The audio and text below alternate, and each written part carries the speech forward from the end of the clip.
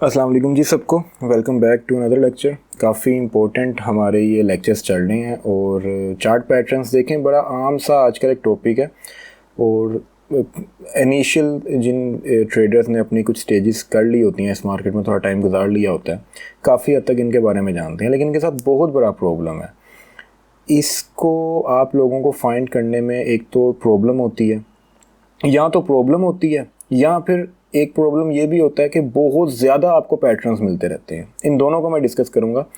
Main problem ये है कि जब ये पैटर्न्स मिल जाते हैं तो इनका ठीक तरीके से यूज़ किस तरह करना है।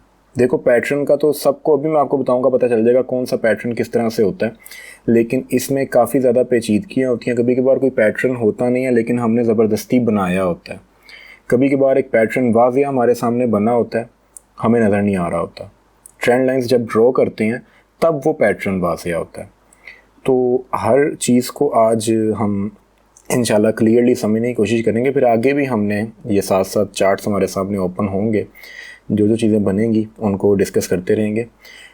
लास्ट लेक्चर में मैंने आपको रिवर्सल पैटर्न्स बताए थे और उनमें हमने double top, double bottom, triple top और ट्रिपल बॉटम का पैटर्न डिस्कस किया था। आज मैं just a second white board open कर लूँ। जो दूसरी तरह का, तीसरी तरह का, एक तो डबल टॉप और ट्रिपल टॉप हो गया ना, टॉप्स और बॉटम्स। तीसरी तरह का एक पैटर्न है जो डेफिनेटली आपने नाम सुना होगा इसका, हेड एंड शोल्डर्स पैटर्न। ठीक है, ये बड़ा शानदार पैटर्न है। जितना इजी आप लोग इसको समझते हो या ले लेते हो, काफ़ी ज़्यादा फेमस हो जाने के बाद इसको इतना इजी ना लो। ये बहुत अच्छा काम करता है अगर आपको इसको फाइंड करना आता हो। एक चीज़ याद रखना, फॉरेक्स मार्केट में जब भी कोई चीज़ ज़्यादा फेमस हो जाती है, ये मैंने भी रिसेंटली एक शॉर्ट भी बनाया था यूट्यूब के ऊपर ना इस पर, कि जब कोई चीज़ ज़्यादा फेमस हो जाती है ना वो कोई स्ट्रेटजी है, वो कोई इंडिकेटर है, वो कोई पैटर्न है, तो अब वो काम करना बंद कर देगा, क्योंकि अब वो मार्केट के बैलेंस को ख़राब कर रहा होगा। बैलेंस ख़राब कैसे होगा? मैं कहता हूँ जी, हेड एंड शोल्डर बहुत ज़्यादा फेमस हो गया। हर बंदा इसको जानता है कि जब भी एक हेड एंड शोल्डर बनेगा प्राइस नीचे गिरेगी। ठीक है, तो अब जब भी एक हेड एंड शोल्डर बनना है, सेलर्स ने पागलों की तरह इकट्ठे हो जाना है वहाँ पे, और बायर कोई भी नहीं होगा। सिंपल सा यार, ये इस चीज़ के ऊपर सारी गेम टिकी हुई है। इसको समझ लो, हर चीज़ समझ आ जाएगी। पैटर्न कॉमन हो गया, सारे सेलर्स हैं, बायर कोई है नहीं। मार्केट को फिर मैनिपुलेशन करनी पड़ेगी। मार्केट कैंडल्स कुछ ऐसी बनाएगी कि बायर्स आएँ ताकि फिर सेलिंग में जा सके। अब इससे होगा ये कि ये पैटर्न तो रहेगा, लेकिन वक्त के साथ साथ ये पैटर्न अपनी शेप थोड़ी चेंज करता रहेगा। इतनी आसानी से मिलेगा नहीं, बना ज़रूर होगा, आपको बना हुआ नज़र नहीं आ रहा होगा। आप कंफ्यूज्ड होंगे कि यार क्या ये वाकई हेड एंड शोल्डर है, या ये मेरे दिमाग का फजूर तो नहीं है। ये मजबूरी है उस पैटर्न की वक्त के साथ साथ इवोल्व होना। ये पैटर्न क्या, कोई भी चीज़ होगी जो फेमस हो जाएगी वो काम करना बंद कर देगी, फॉरेक्स मार्केट में कम कर देगी या अपनी शेप चेंज कर लेगी। बस ये चीज़ ज़हन में रखना, कामयाब हो जाओगे। सही है। हेड एंड शोल्डर पैटर्न बनता है एक बाय के ट्रेंड के बाद, और उस बाय के ट्रेंड को वो सेलिंग के ट्रेंड में रिवर्स करता है। बाय का ट्रेंड चल रहा है, एक हाई बना, एक हायर लो बना, एक हायर हाई बना, और उसके बाद कुछ ऐसे होगा, पिछले लो के बराबर मार्केट आएगी और सेकंड लास्ट जो हाई था वो एक बना देगी। देखो, ये इसका राइट शोल्डर है पैटर्न का, ये पैटर्न का लेफ्ट शोल्डर है, ये इसका हेड बोल सकते हैं हम इसे। ठीक है, यहाँ पे कोई स्विंग लो होगा, यहाँ पे कोई स्विंग लो होगा। हम इस स्विंग लो से इस स्विंग लो तक एक ट्रेंड लाइन ड्रॉ करेंगे। इस ये लेफ़्ट शोल्डर के बन जाने के बाद हम एक्सपेक्ट करेंगे कि यहाँ पर हमें एक ब्रेकआउट मिलेगा। ब्रेकआउट की कंफर्मेशन के बाद या रीटेस्ट के बाद जब ये पैटर्न कंप्लीट हो चुका है, तो अब हम एक्सपेक्ट करेंगे कि मार्केट अब नीचे गिर सकती है। कितना नीचे गिर सकती है? जो रीसेंट ट्रेंड था उसका 50 to 60% नीचे गिर सकती है। मतलब 0 से 100 तक प्राइस गई थी, तो यहाँ पर 75 के करीब अगर आपको ब्रेकआउट भी मिल जाता है ना, तो आपने 50 to 40 की प्राइस तक सेल कर सकते हो। जो भी पिछला ट्रेंड जितना लंबा होगा उसके हिसाब से अंदाज़ा लगा लेना कि इसका 50 to 60% कितना बनता है। मोस्ट ऑफ द केसेस में पूरा ट्रेंड भी रिवर्स हो जाता है, लेकिन अभी आप लोग जो सेफेस्ट फिगर्स हैं मैं आपको वो बता रहा हूँ। तजुर्बे के साथ साथ आपको पता होगा इस ट्रेंड ने 50-60 नहीं, इस ट्रेंड ने 100% रिवर्स होना है। या कभी कभार ऐसा भी होता है कि 50-60% भी रिवर्स नहीं होता, ये 40% तक रिवर्स होकर उसके बाद ऊपर उठ जाता है। आपको बेफिक्र रहो, पता होगा, मार्केट ऑलरेडी बता रही होगी आपको, आपके तजर्बे से हर चीज़ पता होगी, सही है। लेकिन पैटर्न को जो लिख रहे हो अपने पास उसमें इसका टारगेट 50 to 60% रखो। इसी तरह से एक इन्वर्टेड हेड एंड शोल्डर होता है, उल्टा हेड एंड शोल्डर, जिस तरह कैंडलस्टिक पैटर्न्स वाली प्लेलिस्ट में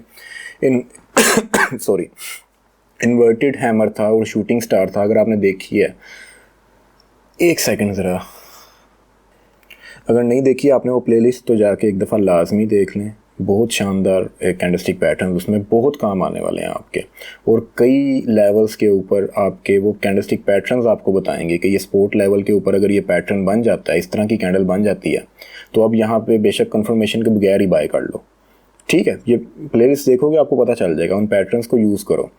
अच्छा, inverted head and shoulder same head and shoulder की तरह होता है, लेकिन इन्वर्टेड होता है, उल्टा होता है। वो बनता है सेलिंग के ट्रेंड के अंदर, वो सेलिंग के ट्रेंड को रिवर्स करता है। एक शोल्डर बनेगा, हेड बनेगा, शोल्डर बनेगा, ये इसकी नेकलाइन बन जाएगी।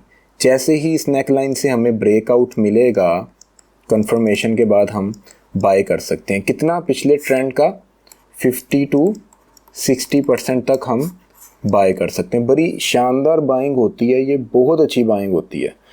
तो डेली चार्ट पे बन रहा है तो डेली के हिसाब से आपको रिवॉर्ड्स मिलेंगे, और वीकली H4 या H1 चार्ट पे बन रहा है तो उसके हिसाब से आपको रिवॉर्ड मिलेंगे। अभी तक आपको समझ तो आ गई होगी ना कि हर चार्ट पे अलग अलग पैटर्न्स बनेंगे। अगर डेली के ऊपर हेड एंड शोल्डर या इन्वर्टेड हेड एंड शोल्डर बन रहा है तो इसका मतलब ये नहीं है कि वो H4 में भी बन रहा होगा यार, ये तो समझ जाओगे ना, इसमें तो कोई प्रॉब्लम नहीं है कि H4 की अपना वो कैंडल्स चल रही हैं, वो कोई और शेप बना रही होंगी।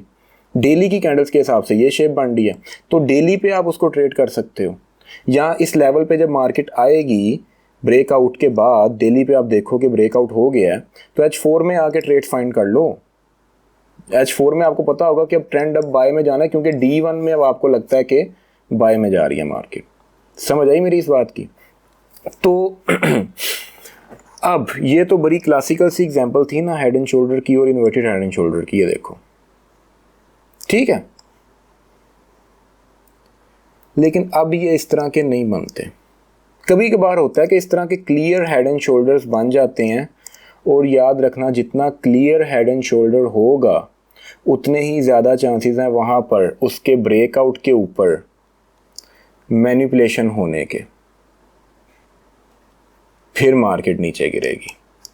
क्योंकि यहाँ पर सब सेल कर रहे थे, बैलेंस खराब हो गया था, मार्केट वापस ऊपर गई, बायर्स इकट्ठे किए, उनको लालच दिया कि नहीं वापस मार्केट बाय में जाने लगी है, बायर्स आएंगे, फिर मार्केट ने नीचे गिरना है। याद रखना इस पैटर्न ने काम करना है, अगर नेकलाइन ब्रेक हुई है तो इस पैटर्न ने काम करना है, बस ये याद रखना, ठीक है। हाँ, अगर ऐसा कुछ हो गया,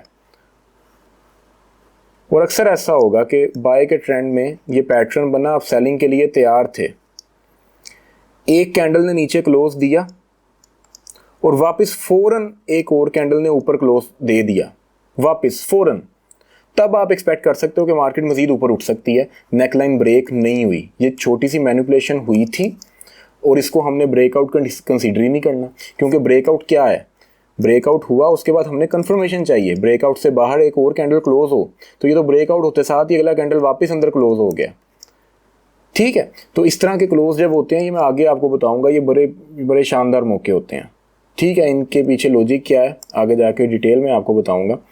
तो अभी अगर मैं आपको कुछ हेड एंड शोल्डर्स की पिक्चर्स हैं वो दिखाऊंगा, आप स्क्रीनशॉट ले लीजिएगा। ये देखें, पहला शोल्डर, ये हेड और ये दूसरा शोल्डर। अब देखो इस शोल्डर के अंदर भी आपको ऊपर नीचे अलग अलग कैंडल्स नज़र आ रही। इस शोल्डर में भी देखो, आपको हो गए ये 2 शोल्डर हैं यार। आपने ओवरऑल पैटर्न को देखना है।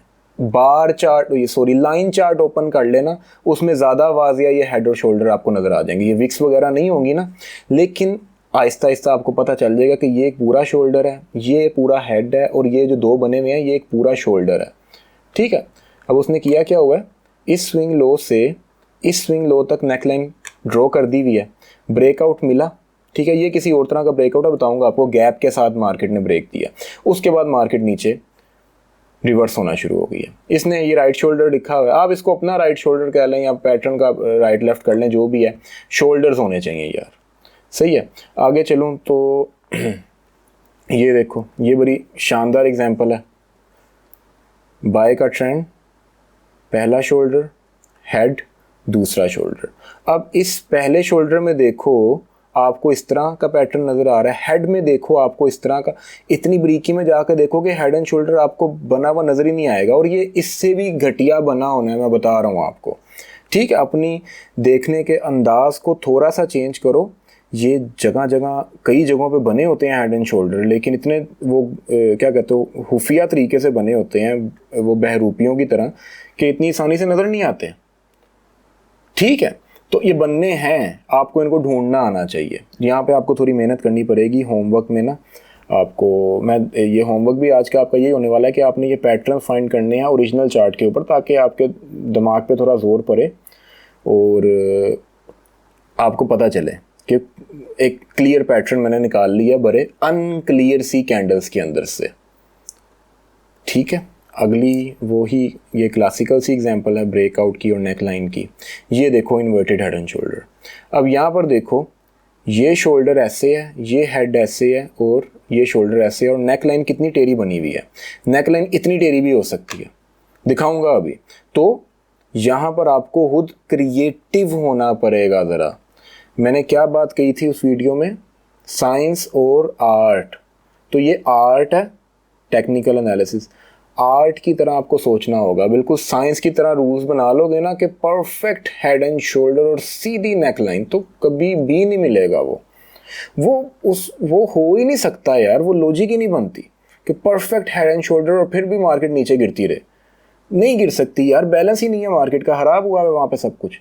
तो यही परफेक्शन है, ये परफेक्शन है, बता रहा हूँ आपको। यहीं से आपको बड़ी कमाल की बाय की। अब देखो ना, यहाँ पर वो जैसे ही ब्रेकआउट हुआ है, कैसे मार्केट ने कंसोलिडेशन की है और उसके बाद ऊपर उठना। ये असली चार्ट्स हैं, रिप्रेजेंटेशन नहीं है, ये कोई चार्ट है असली जिसकी पिक्चर ली हुई है, ये कोई ड्राइंग नहीं बनाई हुई।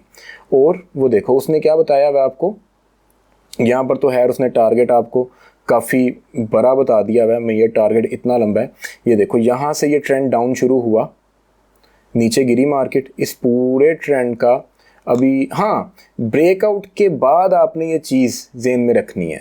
ठीक है, ब्रेकआउट के बाद आपने इस जितनी ये लेंथ है ना, इसके 50% तक आप जा सकते हो ब्रेकआउट के बाद। ठीक है, यहीं से नहीं इसको काउंट कर लेना कभी, आपको यार पता चल जाएगा। कुछ हेड एंड शोल्डर्स बहुत बड़े होंगे जिन्होंने बनते बनते ही पिछले ट्रेंड का आधा कवर अप कर लिया। देखो ना, पिछला ये ट्रेंड था, उसने आधा बनते बनते ही कवर अप कर लिया हुआ। ठीक है, तो इसके बाद अब इसका टारगेट यहाँ पर उसने इस चीज़ को देखते हुए बताया हुआ कि ब्रेकआउट के बाद पिछले ट्रेंड का 50% तकरीबन इतना हिस्सा बनता है। वो देखो उसने इतने हिस्से तक आपको बताया हुआ है, ये उसका टारगेट है। इस चीज़ को समझ लेना। कभी कभार बड़ा छोटा सा हेड एंड शोल्डर बनेगा तो पिछला पूरा ट्रेंड अभी पड़ा होगा, कभी कभार पिछले पूरे ट्रेंड का, ये देखो ना, समझ आई मेरी बात की, इस तरह का हेड एंड शोल्डर बन जाएगा। अब ये देखो यहाँ से ट्रेंड शुरू हुआ था, बेशक हेड एंड शोल्डर बना, लेकिन पिछले ट्रेंड का कितना तो बनते बनते ही उसने कवर कर दिया। तो अब आप एक्सपेक्ट करोगे कि ये मार्केट इसका फुली रिट्रेस करेगी, यहाँ तक पूरा नीचे आएगी। ठीक है, क्योंकि हेड एंड शोल्डर बहुत बड़े बनाए हैं उसने। तो ये टाइम टू टाइम आपको इसकी प्रैक्टिस होगी। भी मैं आपको चार्ट पर ले जाकर भी दिखाऊंगा। ये उसने लाइन चार्ट के ऊपर आपको रिप्रेजेंटेशन दी हुई है उसकी इन्वर्टेड हेड एंड शोल्डर की। तो इनके स्क्रीनशॉट्स लेने हुए ले लीजिएगा। मैं आपको अभी देखो रिवर्सल पैटर्न्स में आपने कौन कौन से लिखे हैं, टॉप्स, बॉटम्स, डबल और ट्रिपल, उसके बाद हेड एंड शोल्डर्स, इन्वर्टेड और सिंपल जो सीधा हेड एंड शोल्डर है। ठीक है, अब आप तीसरी तरह का एक तीसरी हेडिंग भी, चौथी हेडिंग भी दे दो रिवर्सल पैटर्न्स में, लेकिन अभी अब उसमें आपने लिखना कुछ नहीं है। कुछ आगे जो हमने कंटिन्यूएशन पैटर्न्स अभी सीखने हैं ना, उनमें से कुछ पैटर्न्स रिवर्सल के तौर पे भी काम कर सकते हैं। वो पैटर्न्स मैं आपको वहाँ पे लिखवाऊंगा। अभी अपनी नोटबुक में उस जगह को खाली छोड़ दो, रिवर्सल पैटर्न्स में एक छोटी सी जगह खाली छोड़ देना, एक दो पैटर्न्स और लिखने के लिए। उसके बाद आगे अपनी हेडिंग दे दो आप कंटिन्यूएशन पैटर्न्स की, क्योंकि अब आगे जो हम पैटर्न्स डिस्कस करने वाले हैं वो एक ट्रेंड को चलाते हैं, वो एक चलते हुए ट्रेंड में बनते हैं और उसको मज़ीद चलाते हैं और हमें बताते हैं कि अभी इसने मज़ीद कितना चला। तो नंबर 1, अच्छा ये चैनल का तो आपको पता ना यार, चैनल्स क्या होते हैं। एक ट्रेंड चल रहा होता है, वो एक चैनल के अंदर ऊपर जाता है और एक चैनल के अंदर ही नीचे आ रहा होता है। ज़रूरी नहीं है कि चैनल की नीचे वाली लाइन भी मिले आपको, ऊपर वाली लाइन भी मिले। अगर एक ट्रेंड इस तरह चल रहा है तो ये नीचे वाली ट्रेंड लाइन तो आपकी बड़ी शानदार काम कर रही है, लेकिन ऊपर आप एक वो नहीं ड्रॉ कर पाओगे। तो ज़रूरी नहीं है कि आपने एक प्रॉपर चैनल ही बनाना है। एक सपोर्टिव ट्रेंड लाइन भी आप ड्रॉ कर सकते हो, वहाँ से सिर्फ बाइंग की ट्रेड फाइंड करते रहो, ठीक है। ऊपर नहीं आपको पता कहाँ से मार्केट ने गिरना है तो छोड़ दो उससे, आपने वैसे भी बाय के ट्रेंड में सेलिंग तो करनी नहीं है, ठीक है। इसी तरह से सेलिंग भी ऊपर नीचे हो सकती है। नीचे वाली ट्रेंड लाइन अगर आपकी काम कर रही है तो सिर्फ इसी को ड्रॉ रहने दो, ऊपर ज़बरदस्ती कोई ट्रेंड लाइन ड्रॉ करने की ज़रूरत नहीं है, ठीक है। तो चैनल्स की तो आपको होपफुली समझ आ गई होगी। और एक चैनल बनता है, फ़र्ज़ करते हैं बाय का ट्रेंड है, बाय के ट्रेंड में एक ख़ास रेजिस्टेंस लेवल आ गया जो नहीं टूटा, मार्केट ने फिर टक्कर मारी, नहीं टूटा, फिर टक्कर मारी, नहीं, ठीक है। अब ऐसे ऐसे मार्केट उस लेवल को तोड़ने की कोशिश कर रही है लेकिन टूट नहीं रहा। यहाँ पर हम इसको कंटिन्यूएशन पैटर्न समझेंगे। ये ऊपर वाली जो ट्रेंड लाइन आपने किसी भी स्विंग हाई से स्विंग हाई पे जो ड्रॉ की होगी ना, जब ये टूट गई, एक ब्रेकआउट मिल गया आपको इससे बाहर, कंफर्मेशन भी मिल गया, तो अब मार्केट ने यहाँ से उठना है, ठीक है। अच्छा, ये नीचे भी आपने एक ट्रेंड लाइन ड्रॉ की होगी ना, हॉरिजॉन्टली ये कंसोलिडेशन हो रही है, ठीक है। तो यहाँ पर हम ट्रेंड की डायरेक्शन में ही ट्रेड क्यों फाइंड कर रहे हैं, तो देखो ट्रेंड पीछे बाय का था, मार्केट में बायर्स मौजूद हैं, बेशक बायर्स से ये लेवल अभी नहीं टूट रहा, लेकिन देखो वो सेलर्स को ये लेवल भी तोड़ने नहीं दे रहे, स्टिल बायर्स मौजूद हैं। समझो इसको पीछे बैकग्राउंड में क्या चल रहा है। अगर तो ये लेवल कहीं टूटता है तो फिर हम समझते सकते हैं कि ट्रेंड रिवर्स हो सकता है, लेकिन हमने इसको कंटिन्यूएशन पैटर्न ही समझना है और हमने ब्रेकआउट इसका ऊपर की तरफ ही एक्सपेक्ट करना है। और अच्छा है कि अगर हमें ऊपर की तरफ ही ब्रेकआउट मिले, हम यहाँ से इसको बाय करेंगे, क्योंकि ये बाय के ट्रेंड में पैटर्न बना है और ये कंटिन्यूएशन पैटर्न है। इसको हॉरिजॉन्टल कंसोलिडेशन कहते हैं, ये होती रहती है। ज़रूरी नहीं है कि आपको इस कंसोलिडेशन के अंदर परफेक्ट बाय सेल की ट्रेड्स मिलें, ये ऐसे ऐसे भी हो सकती है, ठीक है। जैसे वो यूरो के चार्ट पे मैं अब ये देखो, ये ट्रेंड लाइन आपकी ड्रॉ हो जाएगी, तो यहाँ पर मार्केट ऊपर टच किए बगैर नीचे गिर गई थी, यहाँ पर भी बीच में, इसके बीच में मार्केट ऊपर नीचे जाती रहेगी। अगर तो ये डेली चार्ट के ऊपर कंसोलिडेशन हो रही है तो इस कंसोलिडेशन के अंदर आप H1 या H4 चार्ट में जाके इन लेवल्स के ऊपर सेल कर सकते हो, इन लेवल्स के ऊपर बाय कर सकते हो, ठीक है। छोटे टाइम फ्रेम के ऊपर आपको बहुत ट्रेड्स मिलेंगी इस कंसोलिडेशन के अंदर, और बड़े टाइम फ्रेम पे आप वेट कर रहे होगे इसका ऊपर की तरफ ब्रेकआउट होने का, ताकि फिर आप बाइंग में जाओ। अच्छा, इसके ब्रेकआउट के बाद टारगेट क्या है, तो इसके साथ एक बड़ा मसला है। इस कंसोलिडेशन की जितनी ये समझ लो विड्थ होती है ना, जितनी इसकी मोटाई होती है, ऊंचाई होती है, ठीक है, ये जो एरिया ए से एरिया बी तक जितने पिप्स बनते हैं ना, ब्रेकआउट के बाद मार्केट इतने पिप्स ऊपर जाएगी। और ये बड़े छोटी भी हो सकती है कंसोलिडेशन, बिल्कुल ऐसी भी हो सकती है छोटी, और बड़ी भी हो सकती है, ठीक है। जितनी बड़ी कंसोलिडेशन होगी उतना बड़ा उसका टारगेट होगा, क्योंकि इस विड्थ जितनी ब्रेकआउट के बाद मार्केट ऊपर जाएगी। छोटी कंसोलिडेशंस में अक्सर ऐसा होता है कि ब्रेकआउट कैंडल ही इतना बड़ा बन जाता है, उसके बाद ये कंफर्मेशन मिलती है आपको। तो देखो ये इतना हमने ट्रेंड को मज़ीद बाय करना था, लेकिन वो एक ब्रेकआउट कैंडल नहीं वो टारगेट पूरा कर दिया, तो अब आप यहाँ पे बाय नहीं करोगे, क्योंकि ब्रेकआउट होते साथ ही वो जो टीपी का टारगेट था वो पूरा हो चुका है। अक्सर ऐसा होगा आपकी ट्रेड मिस हो जाएंगी, ब्रेकआउट हुआ है और ब्रेकआउट वाली कैंडल नहीं टारगेट जाके हिट कर लिया उस पैटर्न का, तो वो छोड़ देना, अगले पैटर्न के बनने का वेट करना है आपने। ये नहीं कि ब्रेकआउट हो गया, ब्रेकआउट ने टारगेट भी पूरे कर लिए, आप स्टिल बाइंग में बैठे हुए हो। ठीक है, कई बेवकूफ़ ट्रेडर्स वहाँ से बाइंग में बैठते हैं, मार्केट नीचे गिर जाती है। सही है, तो ये अब आपको वक्त के साथ साथ डेफिनेटली खुद ही अंदाज़ा होता रहेगा। तो ये था एक कंटिन्यूएशन पैटर्न। अगर ये सेलिंग के ट्रेंड में बनता है तो सेलिंग के ट्रेंड में हम इसका ब्रेकआउट किस तरफ एक्सपेक्ट करेंगे? डेफिनेटली नीचे की तरफ, क्योंकि जो प्रियर ट्रेंड है वो सेलिंग में है। इसका टारगेट कितना होगा? इस कंसोलिडेशन की जितनी ये मोटाई है उतना नीचे तक मार्केट जाएगी। कंसोलिडेशन के साथ एक ये प्रॉब्लम हमेशा से है और हमेशा रहेगा कि छोटी कंसोलिडेशंस का टारगेट ब्रेकआउट होते साथ ही पूरा हो जाता है, आपको ट्रेड लगाने का मौका मिलता ही नहीं है। लेकिन कभी कभार बड़ी कंसोलिडेशन हो रही होती है तो आपको पता होना चाहिए ताकि आप उसको कैश कर सको। ठीक है, ये था हमारा पहला ट्रेंड कंटिन्यूएशन पैटर्न। एक चलते हुए ट्रेंड में जब इस तरह की हमें पैरेलल हॉरिजॉन्टल कंसोलिडेशन देखने को मिलती है तो ये बता रही है कि ट्रेंड अभी मज़ीद चल सकता है। इसको आप समझ सकते हो कि ये जो सेलर्स प्राइस को नीचे लेके आ रहे थे ना, वो यहाँ पर ज़रा आराम कर रहे हैं। यहाँ पर उन्होंने कमरा बुक किया ज़रा 2-3 रातें गुजारने के लिए। ठीक है, थक गए हैं।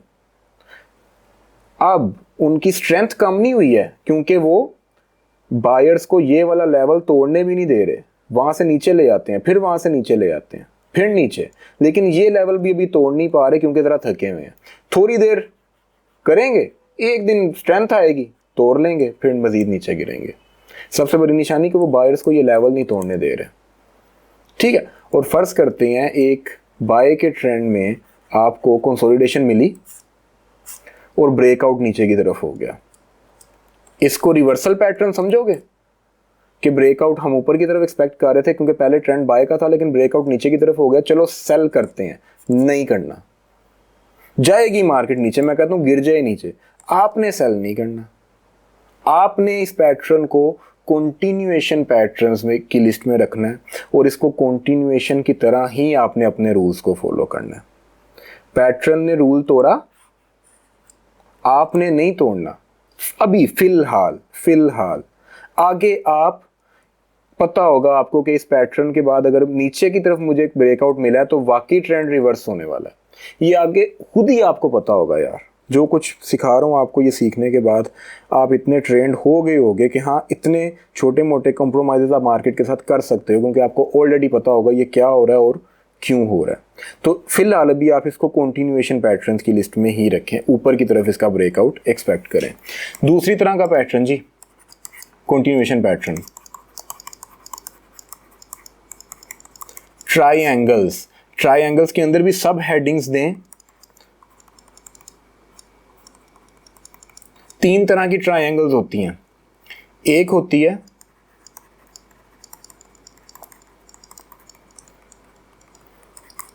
सिमेट्रिकल ट्राइएंगल, दूसरी होती है असेंडिंग ट्राइएंगल, तीसरी होती है डिसेंडिंग ट्राइएंगल। ठीक है, सिमेट्री क्या होती है? सिमेट्री अक्सर ना वो कब्र के लिए भी वर्ड यूज़ किया जाता है। वो इस तरह से होती है ना, बनी होती है मिट्टी की ढेरी। तो एसिमेट्रिकल, अब आप से ओबियसली जिनकी इंग्लिश अच्छी है उनको पता होगा, अगर कोई चीज़ फैल रही है, यहाँ से शुरू हुई और ये फैल रही है, इस शेप को हम बोलते हैं एसिमेट्रिकली ये लाइंस एक दूसरे से दूर होती जा रही हैं। सिमेट्रिकल का मतलब होता है तिकोन टाइप कि लाइन एक दूसरे के करीब आती जा रही हैं। जैसे जैसे ये आगे जाएंगी कहीं ना कहीं जाके ये आपस में टच हो जाएंगी, कहीं ना कहीं जाके, ठीक है। उसको हम 0 पॉइंट भी बोलते हैं, ठीक है। एसिमेट्रिकल ट्रायंगल ये ट्रायंगल होती है, ज़रा समझना इसको, ठीक है। प्राइस फर्ज करते हैं बाय का वो ट्रेंड है, हाई बना, लो बना, एक और हाई बना, एक और लो बना, एक और हाई, एक और लो। गौर कर रहे हो क्या हो रहा है? हाई के बाद लोअर हाई बना है, लेकिन लोअर लो नहीं बना, हायर लो बना है। ऊपर से लोअर हाई, नीचे से हायर लो, ऊपर से लोअर हाई, नीचे से हायर लो। आप इन स्विंग्स को आपस में मिलाओगे ना तो चार्ट के ऊपर आपको ये पैटर्न बना हुआ नजर आ जाएगा। कैंडल्स इस तरह से छोटी होती जाएंगी। ये एक ट्रायंगल है, मैंने तो ये ट्रायंगल काफ़ी छोटी बना दिया, बल्कि इसको ना ठीक कर ही लेता हूँ। ऐसे ऐसे, बस जिस तरह की भी अब ड्राइंग बनती है समझ जाना है इसे। तो आप इन स्विंग्स में से किसी दो को मिलाओगे, ऊपर वाले स्विंग्स में से किसी दो को मिलाओगे तो ये एक ट्रायंगल बन जाएगी आपके पास, जिसको हम सिमेट्रिकल ट्रायंगल बोलते हैं। बंद हो रही है आगे, कहीं ना कहीं ये लाइनें आपस में जाके मैच हो जाएंगी, ठीक है। अगर बाय के ट्रेंड में हमें इस तरह की सिमेट्रिकल ट्रायंगल देखने को मिलती है तो हम इसका ब्रेकआउट किस तरफ एक्सपेक्ट करेंगे? ऊपर की तरफ। ब्रेकआउट के बाद कंफर्मेशन, और उसके बाद मार्केट कितना ऊपर जाएगी ये समझ लो। जहां से ये ट्रायंगल बनना शुरू हुई भी है ना, आपकी ट्रेंड लाइंस जहां से शुरू हो रही हैं, वो पॉइंट ए से पॉइंट बी तक जितने पिप्स बन रहे हैं, जितनी इसको ऊंचाई कह लो, मोटाई कह लो ट्रायंगल के स्टार्टिंग की, इतना ही आपने ऊपर इसका टारगेट करना है ब्रेकआउट के बाद। ट्रायंगल का जो स्टार्टिंग पॉइंट है, सबसे खुले वाला जो पॉइंट है उसका, उतना ही मार्केट ऊपर जाएगी ब्रेकआउट के बाद। सिमेट्रिकल ट्रायंगल एक ट्रेंड कंटिन्यूएशन पैटर्न है। बाय के ट्रेंड में अगर आपको ये ट्रायंगल बनता हुआ नजर आता है तो आपने ब्रेकआउट भी अभी बाय की तरफ ही एक्सपेक्ट करना है, ठीक है। ये एक ट्रेंड कंटिन्यूएशन पैटर्न है। इसी तरह से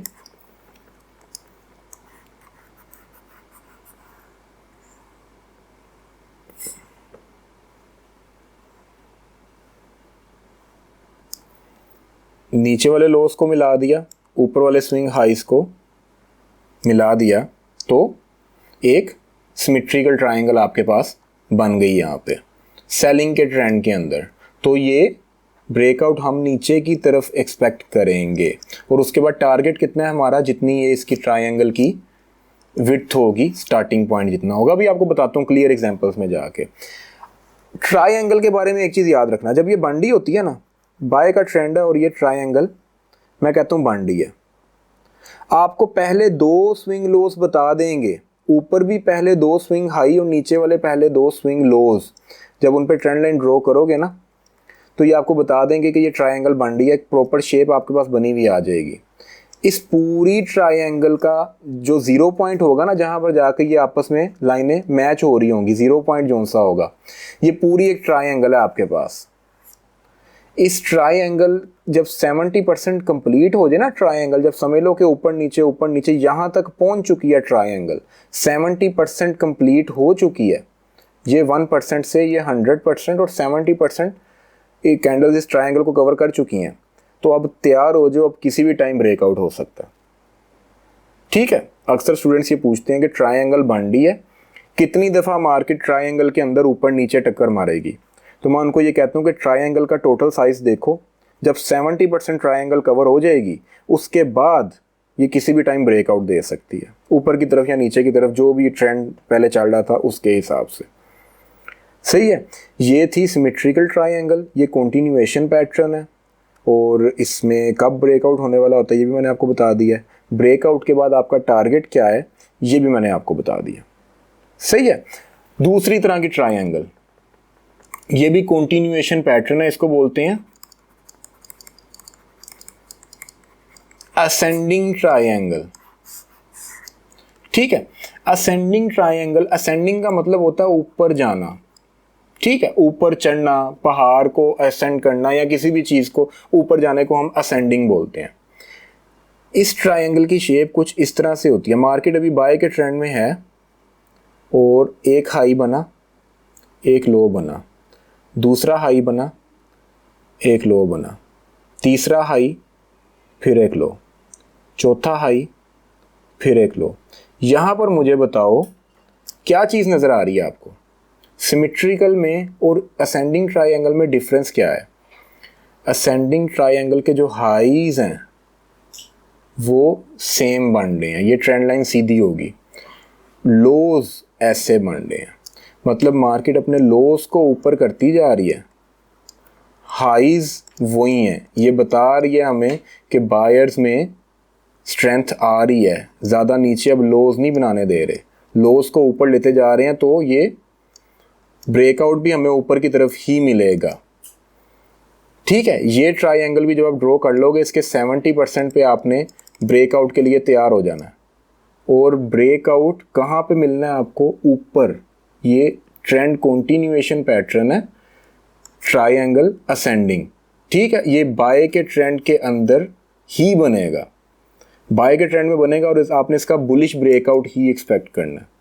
सही है, साफ साफ लॉजिक आपको नज़र आ रही है ना कि नीचे वाले लोज ऊपर जाते जा रहे हैं और हाईज अभी सेम है एकदम से। ये ट्राइंगल कुछ इस तरह से बनी होगी, ऊपर वाली लाइन पैरेलल, नीचे वाली लाइन ऊपर जा रही है, तो बाय के ट्रेंड में हम इसको एक्सपेक्ट करेंगे इसका बुलिश ब्रेकआउट।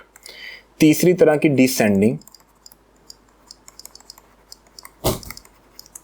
ये बियरिश ट्रेंड के अंदर बनती है और ये इसका ब्रेकआउट हम बियरिश कंसीडर करेंगे। ठीक है, बियरिश ट्रेंड में समझ लो कि ये एक लो बना, ये हाई बना, ये लो, ये हाई।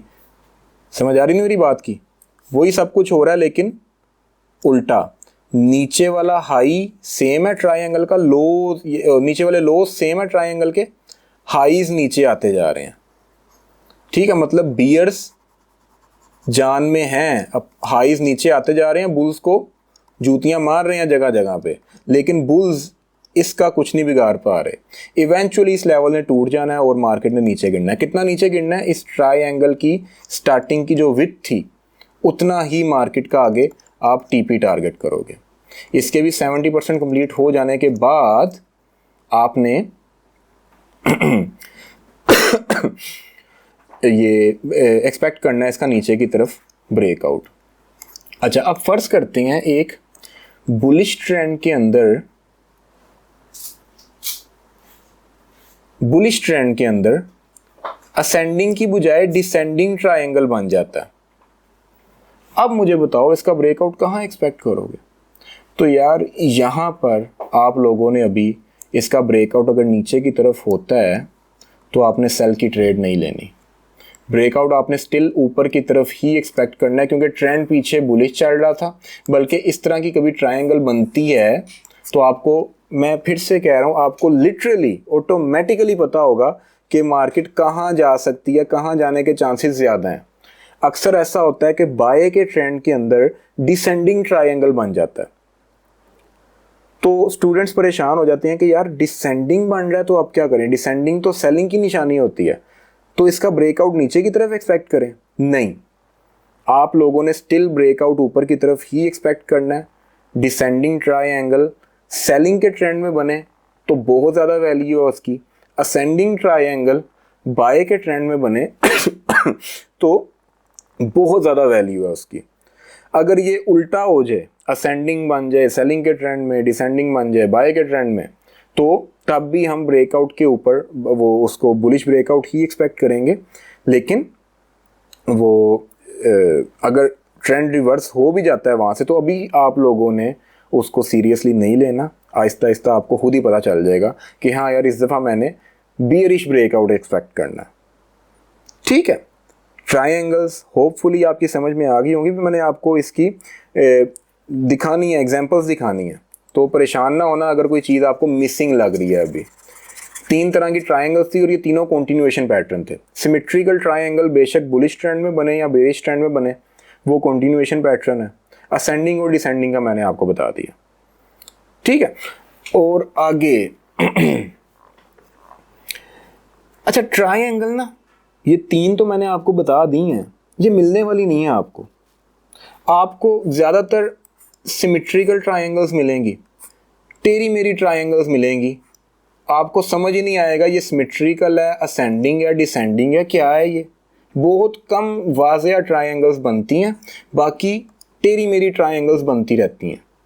ठीक है, उनके लिए हम वर्ड यूज़ करते हैं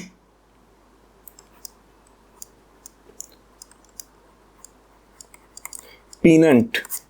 छोटी ट्रायंगल को हम पीनंट बोलते हैं। एक ट्रेंड के अंदर कुछ ऐसी हरकत हुई, ये छोटी सी एक ट्रायंगल बनी, इसको हम ट्रायंगल भी बोल सकते हैं, पीनंट भी बोल सकते हैं, जिसकी शेप थोड़ी बहुत मिक्स होगी, असेंडिंग, डिसेंडिंग, सिमेट्रिकल, तीनों में से कोई एक शेप आपको लग रही होगी बस। लेकिन ये है कि ट्रायंगल बनी होगी, बेशक तेरी मेरी बनी होगी, लेकिन बनी होगी, उनको आपने पीनंट बोलना है।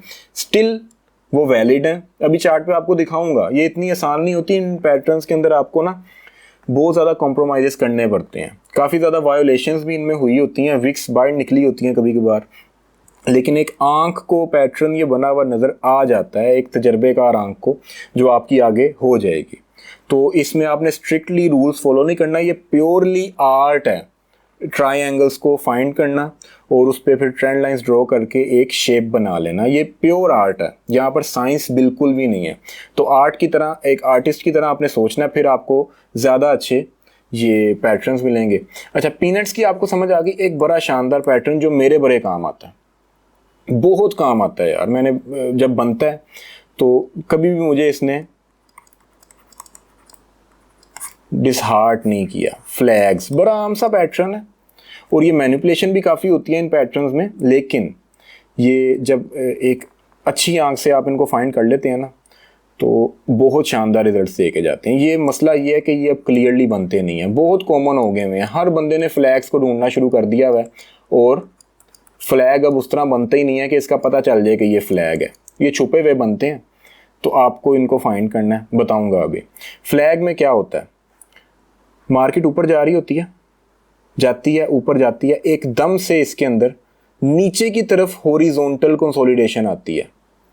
अब इसको हॉरिजॉन्टल तो नहीं कहेंगे, ये नीचे की तरफ कंसोलिडेशन है। ठीक है, तो ये शेप किस तरह की बनी है, ये फ्लैग का पोल है, ठीक है, और ये फ्लैग का जो कपड़ा होता है, जो झंडा होता है, ये वो है। तो ये एक फ्लैग की तरह का पैटर्न बन जाता है। ठीक है, ये देखो, ये पोल भी टेढ़ा होगा क्योंकि मार्केट ऐसे तो ऊपर जाती नहीं है कि पूरा आपको पैटर्न दे। तो ऊपर जाती हुई मार्केट में कैंडल्स कुछ शूट करते हैं ऊपर, उनके बाद मार्केट में कंसोलिडेशन आ जाती है और ये एक फ्लैग पैटर्न बन जाता है। इसका टारगेट भी बहुत अच्छा है, इसको ट्रेड करने का मज़ा भी उतना ही आता है। इस पैटर्न को अगर ये बाय के ट्रेंड में बना है तो इसको हम बुलिश फ्लैग्स बोलेंगे और इसका बुलिश ब्रेकआउट एक्सपेक्ट करेंगे। यहाँ से मार्केट ब्रेकआउट करेगी, कैंडल बायर ब्रेक होगा, कंफर्मेशन देगा और उसके बाद मार्केट ऊपर उठना शुरू होगी। कितना ऊपर उठेगी, जितना इस फ्लैग का पोल होगा। इस फ्लैग के बनने से पहले ना कुछ क्लियर बड़ी बड़ी कैंडल्स बनेंगी बुलिश, वो कैंडल्स आपको बता देंगी, सीधी कैंडल्स होंगी, वो उसका पोल होगा। अभी आपको एग्जांपल्स दिखाऊंगा ना, आपको समझ भी आ जाएगी कि फ्लैग का पोल कितना होता है।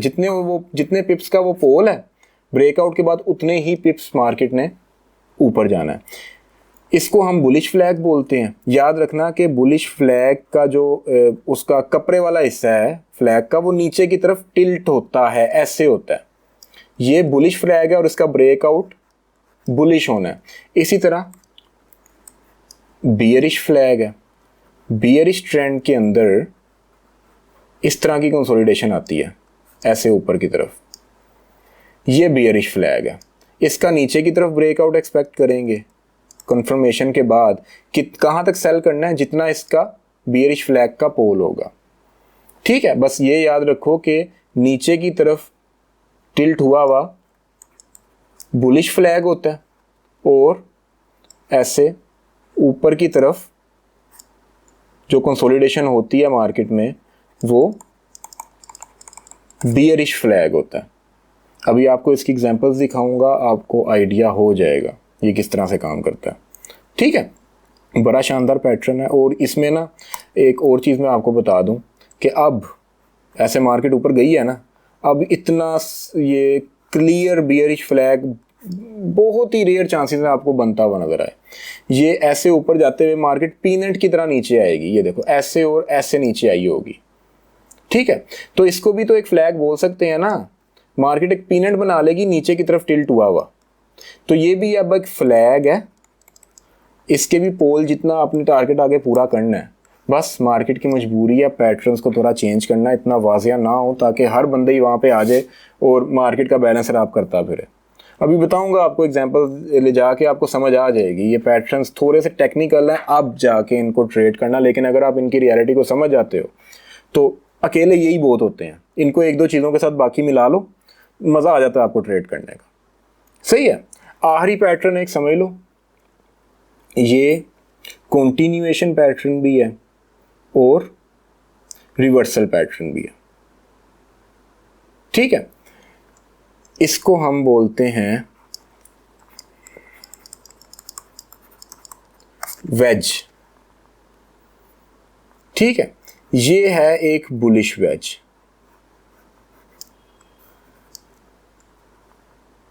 ये देखो ये एक ट्रायंगल की तरह ही है, लेकिन ऊपर की तरफ ऐसे मूव करता हुआ, ठीक है। तो ये एक बुलिश वेज है और इसी तरह से नीचे आता हुआ ये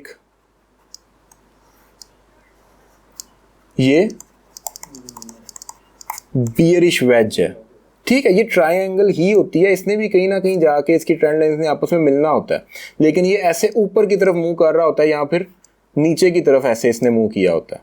मूव इसका बंद ही होना होता है, लेकिन बुलिश में ऊपर की तरफ, बियरिश में नीचे की तरफ।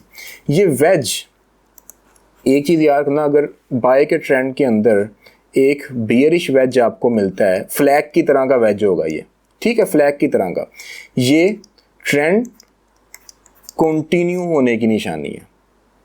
इसी तरह सेलिंग के ट्रेंड के अंदर अगर आपको एक, यार ये लाइन सीधी हो गई है, सेलिंग के ट्रेंड में आपको एक बुलिश वेज मिलता है, तो ये वाला वेज मिलता है, तो ये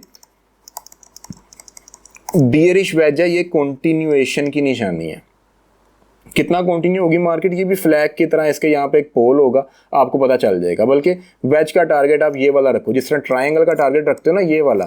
तो जहाँ से वेज स्टार्ट हो रहा होगा उसका इतना जो टारगेट है आपने वो रखना है यहाँ पे, ठीक है। कभी कभार कोई वेज बिल्कुल ही फ्लैग जैसा होगा, उसका वहाँ से एक पोल बना होगा, तो उसका टारगेट आप रख सकते हो। अच्छा, अब ये तो कंटिन्यू हो गया ना। अगर ये फ्लैग की तरह बनता है, ऊपर जाती हुई मार्केट में नीचे की तरफ मूव होगा, इसका नीचे आती हुई मार्केट में ऊपर की तरफ मूव होगा, तो ये कंटिन्यूएशन पैटर्न है उस ट्रेंड का। बुलिश का मैंने आपको लहदा बता दिया, बेरिश का मैंने आपको लहदा बता दिया। अब अगर एक बुलिश ट्रेंड के अंदर एक बुलिश वेज बनता है, बुलिश ट्रेंड के अंदर बुलिश वेज,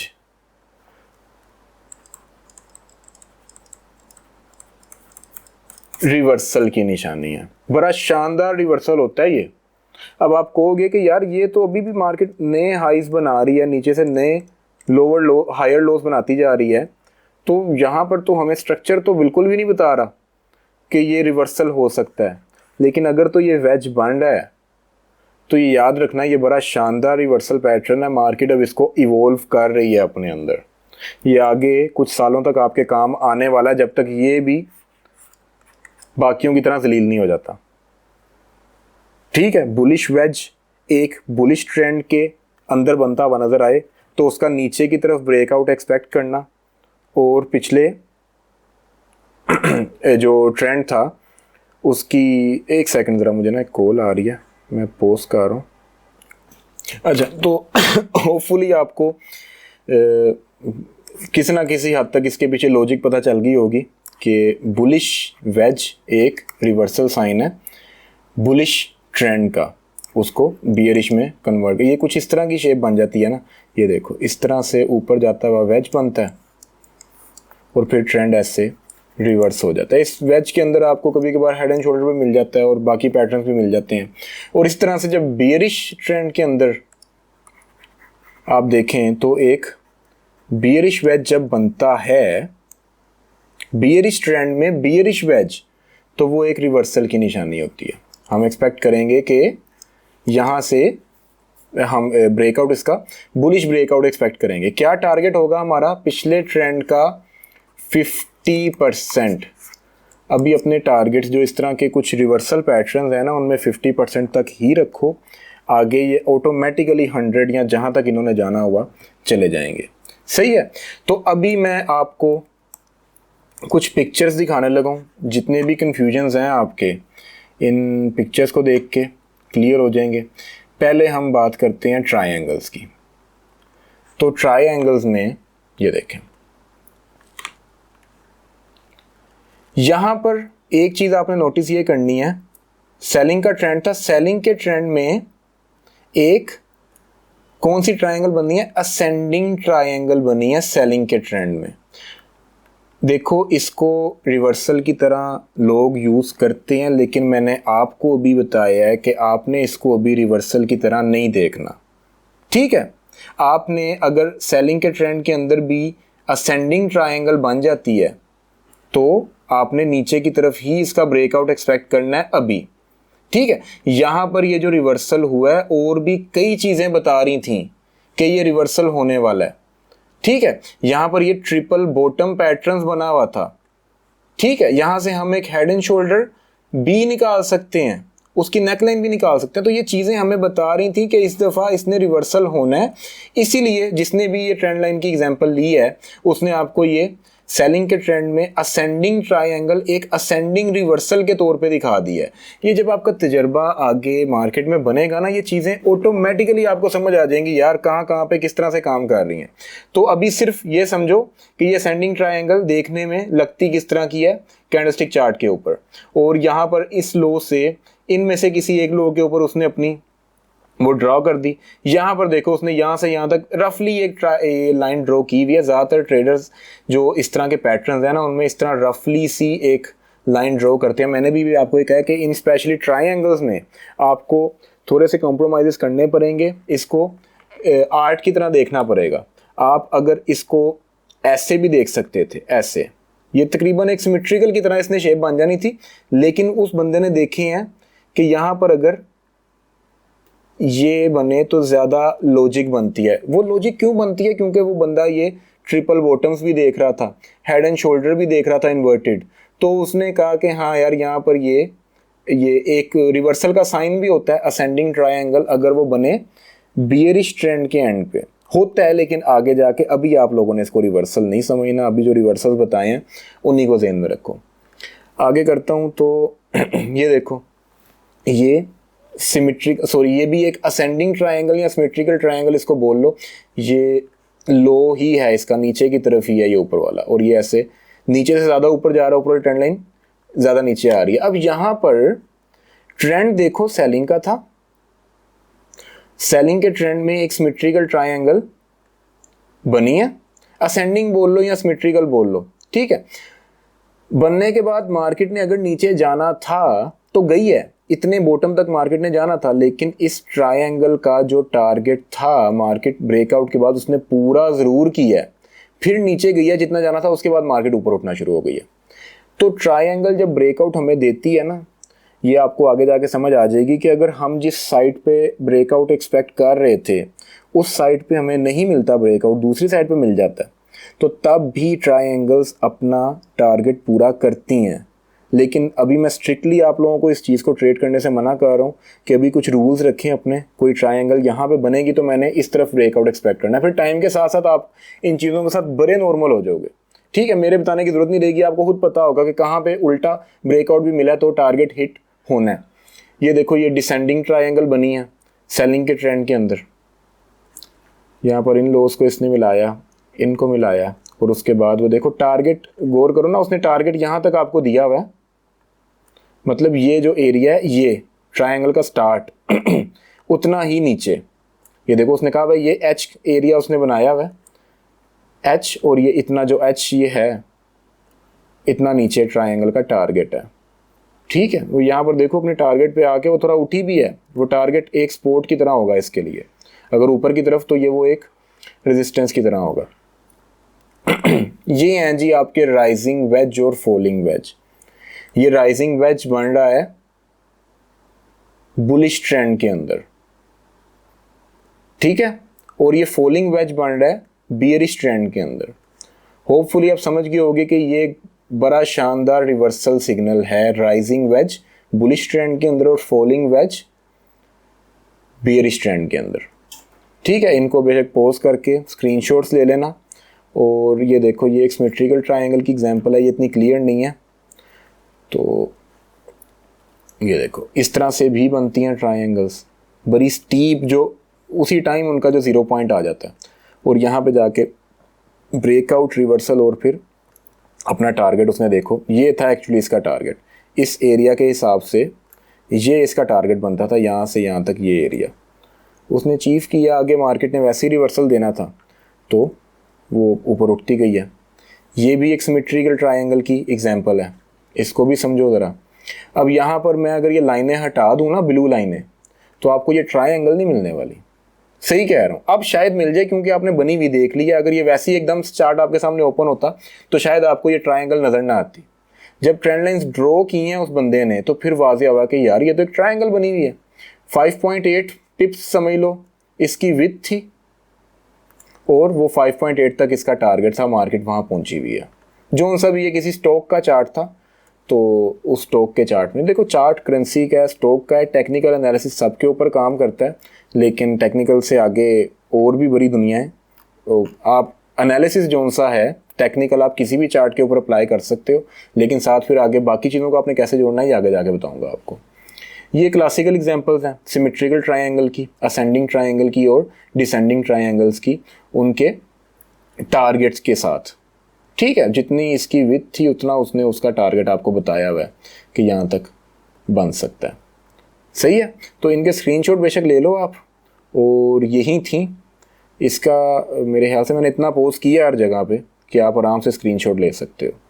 सही है, और अभी आपने इस तरह के चीज़ों को रिवर्सल्स नहीं समझना। रिवर्सल्स मैंने आपको सिर्फ वेजेस बताए हैं अभी। बुलिश वेज रिवर्सल है बुलिश ट्रेंड का, बियरिश वेज रिवर्सल है बियरिश ट्रेंड का। इन ट्रायंगल्स को भी आपने रिवर्सल्स नहीं समझना। सही है, आगे हम चलते हैं। ये कुछ एग्जांपल्स बनी थी मेरे पास, ट्रिपल बॉटम्स हैं ये, वो तो मैंने आपको वैसे चार्ट के ऊपर भी दिखा दी हैं, ये बनती हुई कैसी लगती हैं। और हाँ, ये ट्रिपल टॉप है, ये देख लो। सही है, और ये किस चार्ट पे बना हुआ है? डेली चार्ट के ऊपर बना हुआ है, ये लिखा हुआ है डेली।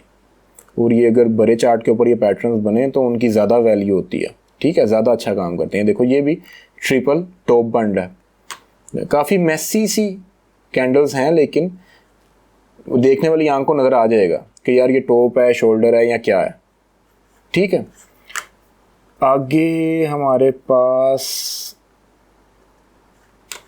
ये देखो, वेजिस की भी आप फोटो ले लो। अब ट्रेंड में राइजिंग वेज बन रहा है, ये देखो इसने अब यहाँ पे कोई स्विंग लो, कोई कुछ फॉलो नहीं किया हुआ। चाहता तो कर सकता था पर ये अच्छी ट्रेंड लाइन बन जानी थी।